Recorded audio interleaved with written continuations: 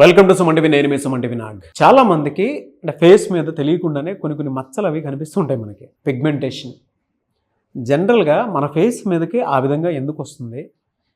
అంటే మనం తీసుకునేటువంటి ఫుడ్ హ్యాబిట్స్ వలన, లేదు అనుకుంటే బయట నుంచి వచ్చేటువంటి ఫారెన్ పార్టికల్స్ వలన ఆ విధంగా అయిపోతుందా, లేదా జెనెటికల్ ఎఫెక్టా? అసలు ఏ విధంగా ఉంటుంది, ఎందుకు ఆ విధంగా మనకు అవుతుంది, మన స్కిన్ మీద అసలు ఎందుకు ఈ విధంగా అవుతుంది అనేది ఈరోజు మనతో పాటు Keha skin and hair clinic నుంచి డాక్టర్ దుర్గా కళ్యాణ్ గారు ఉన్నారు. 15 సంవత్సరాల ఎక్స్పీరియన్స్ కలిగినటువంటి వ్యక్తి. ఇప్పటికీ కూడా చాలామంది ఫారెన్ నుంచి వచ్చి కూడా మేడం దగ్గరికి వచ్చి ట్రీట్మెంట్ తీసుకుంటూ వెళ్తూ ఉంటారు. సో అసలు ఎందుకలా, అంటే ఆ పిగ్మెంటేషన్ ప్రాసెస్లో మనకు అవి ఏ విధంగా స్కిన్ పాడవుతుంది అనేటువంటిది కూడా వారి మాటలో తెలుసుకుందాము. Hello ma'am. హలో అండి. చాలామంది కన్నా ఫేస్ చూస్తే తెలియకుండానే చిన్నప్పటి నుంచి బాగా పెరిగినటువంటి ఒక్కొక్క ఫేస్ కొంచెం నీట్గా బాగుంది కదా అనుకుంటే కొంచెం ఒక ఏజ్ వచ్చిన తర్వాత దాని మీద పిగ్మెంటేషన్ అవి వచ్చేస్తుంటాయి అన్నమాట. అంటే షేడ్స్ లాగా కనిపించేస్తుంటాయి. రీజన్ ఏంటి, ఎందుకు అలా అవుతుంది అసలు?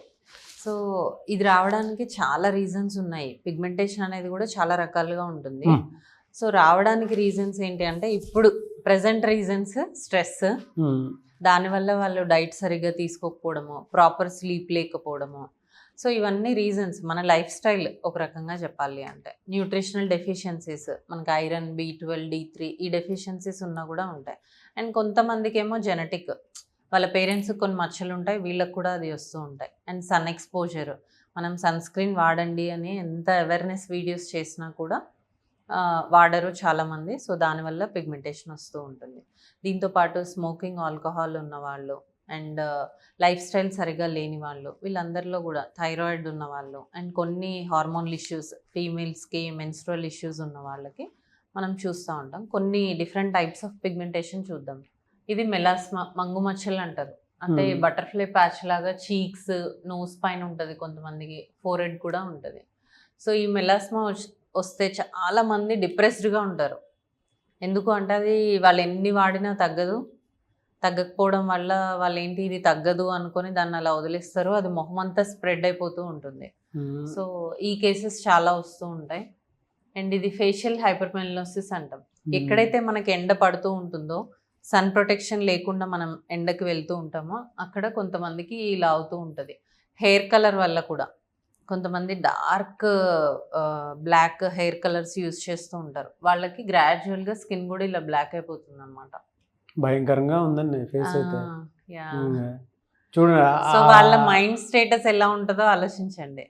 చాలా మనస్తాపానికి గురైపోతుంటారు. చాలా ఎవరో ఒకళ్ళు వచ్చి ఏంటి మీ ఫేస్ ఇలా అయిపోయింది అనగానే చాలా డిప్రెస్ తెలియకుండానే సైకలాజికల్ స్టేట్ ఆఫ్ మైండ్ ఏదో బాడీ షేమింగ్ చేశారన్నంత ఇదిగానే ఉంటుంది. దానివల్ల ఇబ్బంది ఏమి ఉండదు, కానీ ఎవరైనా అనేసరికి అలా ఫీల్ అవడము, ఇలా ప్రెజెంటేషన్స్ ఇస్తున్న వాళ్ళకి, హెచ్ఆర్స్కి కానీ దానికి వాళ్ళకి చాలా డిప్రెస్డ్గా ఉంటూ ఉంటారు అనమాట. ఇది స్టిరాయిడ్ ఇండ్యూస్డ్. చాలామంది ఏం చేస్తారంటే OTC products over the counter వెళ్ళేసి మేము ఫెయిర్ అవ్వాలి అనేది తీసుకుని వాడుతూ ఉంటారు. దాంట్లో స్టిరాయిడ్స్ ఉంటాయి, దానివల్ల వచ్చే సైడ్ ఎఫెక్ట్స్. అండ్ ఇది క్లోయాస్మా. కొంతమందికి ప్రెగ్నెన్సీలో పిగ్మెంటేషన్ వస్తుంది, చీక్స్ కానీ ఫోర్హెడ్ కానీ, వాళ్ళు ఇమ్మీడియట్గా దాన్ని ట్రీట్ చేసుకోరు. దానివల్ల అది ఇంకా అలా పర్సిస్ట్ అయిపోతుంది అనమాట. స్మోకింగ్, ఆల్కహాల్ మనం అనుకున్నాం కదా, స్మోక్ చేసే వాళ్ళకి ఇక్కడ ఇంకా ఈ పిక్చర్లో క్లారిటీ లేదు, బట్ ఇక్కడ లైన్స్ ఎక్కువ రావడము, ఫోర్హెడ్ కూడా చాలా లైన్స్ రావడం, ఈ 25-30 ఇయర్స్ వాళ్ళే చాలా ఏజ్డ్గా అనిపించడము, ఏజింగ్ ఫేస్ లాగా అయిపోతుంది.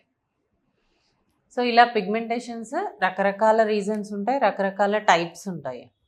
సో మన దగ్గరకు వచ్చినప్పుడు వాళ్ళకి ఎందుకు వచ్చిందో ఫస్ట్ చూసి కొన్ని టెస్ట్లు చేయడం జరుగుతుంది. ఎలా అంటే ట్రీట్మెంట్ ప్రాసెస్ ఎలా ఉంటుంది? టెస్ట్లు ఏ విధంగా ఉంటాయి? టెస్ట్లు ఏంటి అంటే మెయిన్గా న్యూట్రిషనల్ డెఫిషియన్సీ, B12 కానీ, ఐరన్, D3, కొన్ని హార్మోనల్ ఇష్యూస్ లైక్ థైరాయిడ్ ఉన్న వాళ్ళకి, ఇన్సులిన్ రెసిస్టెన్స్ ఉన్న వాళ్ళకి చూస్తాం. కొంతమంది ఒబేసిటీ వల్ల కూడా పిగ్మెంటేషన్ అనేది ఫామ్. బాగా లావుగా ఉన్న వాళ్ళకి చూడండి, నెక్, అండర్ ఆర్మ్స్, ఇదంతా పిగ్మెంటేషన్ ఉంటుందన్నమాట.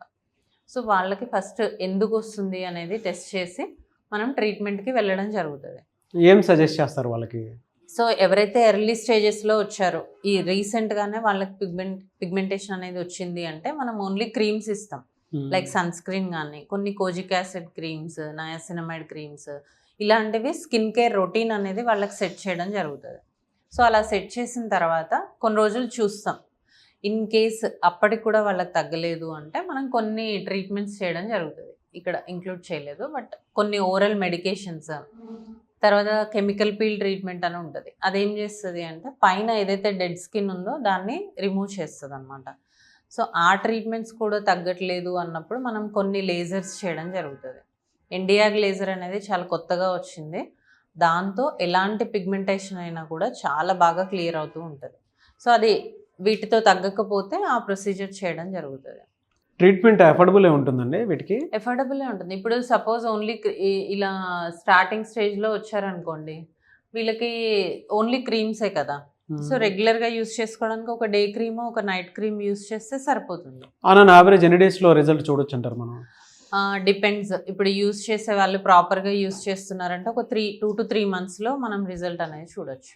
ఎలా అంటే ఈ ట్రీట్మెంట్ ప్రాసెస్ అదంతా ఎన్ని డేస్ ఉండే అవకాశం ఉంటుంది మీ దగ్గర? ఇప్పుడు వాళ్ళు వచ్చిన తర్వాత వాళ్ళకి అండర్లైన్ కండిషన్స్ ఏదైనా, వాళ్ళకి సివియర్ థైరాయిడ్ ఉంది, అప్పటి వరకు తెలియదు, అప్పుడు ఫైండ్ అవుట్ చేస్తాం కదా మనము. సో ఫస్ట్ అది కరెక్ట్ చేసుకొని ఆ తర్వాత మనం పిగ్మెంటేషన్కి ట్రీట్మెంట్ ఇవ్వడం జరుగుతుంది. సో ఎవరైనా వస్తే ఫస్ట్ అది ఎందుకు వస్తుంది, ఎన్ని రోజుల నుంచి ఉంది, వాళ్ళు ప్రజెంట్గా యూజ్ చేసే మెడిసిన్ ఏంటి, వాళ్ళ లైఫ్ స్టైల్ ఏంటి, అవన్నీ చేంజ్ చేసి తర్వాత మాత్రమే ప్రొసీజర్స్కి వెళ్ళడం ఉంటుంది.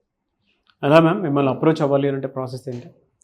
Keha skin and hair clinic Srinagar కాలనీలో ఉంది. సో కింద డిస్ప్లే అవుతున్న నంబర్కి కాల్ చేసి అపాయింట్మెంట్ తీసుకోవచ్చు. ఆన్లైన్ ఉంటుంది, ఆఫ్లైన్ ఉంటుంది. దూరంగా ఉన్న వాళ్ళు ఫస్ట్ ఆన్లైన్ కన్సల్టేషన్ తీసుకుంటే ఇన్ కేస్ ఏదైనా నీడ్ ఉంది అంటే వాళ్ళని క్లినిక్కి రమ్మని చెప్తాం. Anyways thank you so much ma'am. చూసారు కదా వీడియో. ఈ వీడియోపై మీ అభిప్రాయం కమెంట్ బాక్స్లో పోస్ట్ చేయండి. మీ స్కిన్ మీద తెలియకుండానే ఏదైనా సర్కిల్ లాగా, లేదు ఒక పిగ్మెంట్ లాగా ఫామ్ అయింది అనుకున్నటువంటి వాళ్ళు, లేదా ఒక స్కిన్ ట్రీట్మెంట్ మంచిగా తీసుకుందాం, ఒక మంచి హెల్తీ స్కిన్ మెయింటైన్ చేయాలి అనుకునేటువంటి వాళ్ళు Keha skin and hair clinic Srinagar కాలనీలో ఉంటుంది.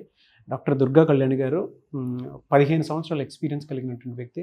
మీరు ఎవరైనా సరే ట్రీట్మెంట్ కోసం ఎదురు చూస్తున్నటువంటి వాళ్ళు, లేదా మీ స్కిన్ హెల్తీగా ఉంచుకోవాలి అనుకున్నటువంటి వాళ్ళు స్క్రీన్ మీద కనిపిస్తున్న నెంబర్కి సంప్రదించండి. ఈ వీడియో లైక్ చేయండి, షేర్ మాత్రం తప్పకుండా చేయండి. ఇలాంటి మరిన్ని వీడియోస్ కోసం మా ఛానల్ ఫాలో అవ్వండి. Thank you.